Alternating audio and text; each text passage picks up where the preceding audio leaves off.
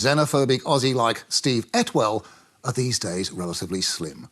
But be warned, he's on his way.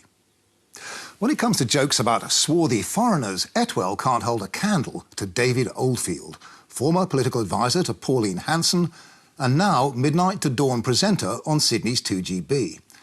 On the night after Barack Obama became president-elect, he enjoyed this merry little exchange with a listener called Alex. I'm just concerned they're going to rename the White House the Black House. No, that just paint half of a black. He's half white. He's half white. His wife will have to be in the Black House because she's all black. Which half is the Black House? That's what I'd like to know, David. He likes a joke, does our David? And he's not too fussy about the subject. The night before, he'd had a listener called Michael on the air, apparently very distressed at the prospect of an Obama presidency. The white man is going to be the slave of black man. Now, I'm feeling very emotional. What's happening to America? This is the land of... Now, don't cry, Michael, because we want to clearly hear what you're saying. It's important what you're saying, Michael. This country, this America was land of the free, home of the brave, and a slave man is going to take over the White House. White House. A black man is... Well, look at it this way. He's half white. Let's think of it as the white half in control and the black half doing the work. As long as they don't make the Americans force-feed them watermelon, it could be a lot worse, you know. I'm going to nervous breakdown. Do you get the feeling that David Oldfield is having fun? Not taking this bizarre conversation seriously? Well, you'd be right. The call was a prank, one of a series that took up a big chunk of the programme, and Oldfield was onto it. It all started well before midnight on an internet message board for students, wittily called boardofstudies.org. That's spelt B-O-R-E-D, with this post from someone called Ben Civiletti. David Oldfield can't believe a black man winning the election. I dare, mainly because I'm not brave enough to, any left-wing bozer to talk about the US election with him. Ben's mates took up the challenge. Soon after midnight, Miles called, then Big Boy James, and at around 12:30, Sam04U, whose posts to the website are decorated with a hammer and sickle.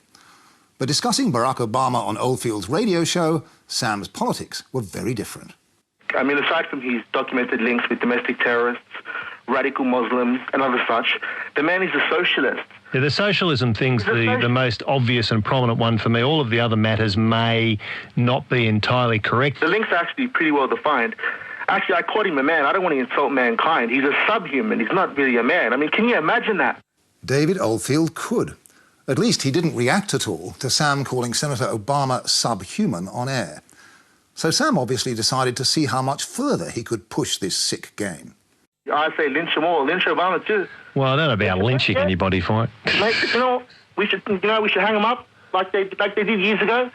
Wrap rope around their neck. You're not a member of the KKK or something, are you? No. Even then, Oldfield didn't pull the plug on Sam. As for the lads and ladettes on the BOS website, they were beside themselves. This man is better than I would ever be. Subhuman. Lynch Obama too. Go forth, troll.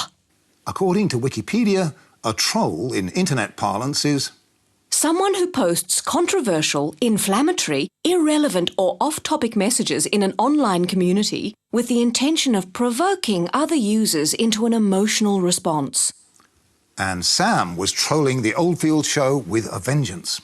That same night, he called back in, this time pretending to be an African-American called Jamal from Chicago.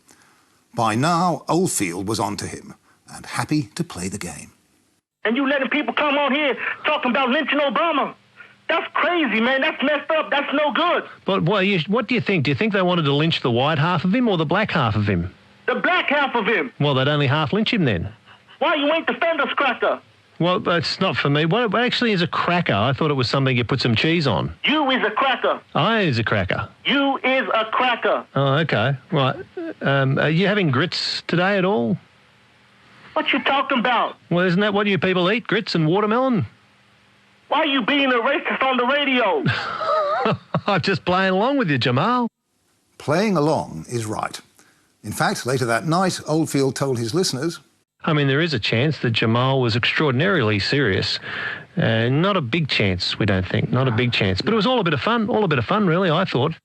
A bit of fun? When we asked 2GB Programme Director Peter Brennan about these exchanges, he took the same view. David ameliorates the otherwise sensitive subject matter of the call through the use of comic tone. Well, Peter, a radio station in the United States that allowed that sort of comedy would be lucky to stay on air. Race and slavery and lynching just aren't considered funny over there. They're not actually funny here either. The silly kids who call in ought to feel ashamed of themselves. But it's Oldfield who happily gave them airtime over 3 nights, and 2GB doesn't pay him to feel shame. Come to think of it, 2GB, why do you pay him? Maybe you should stop.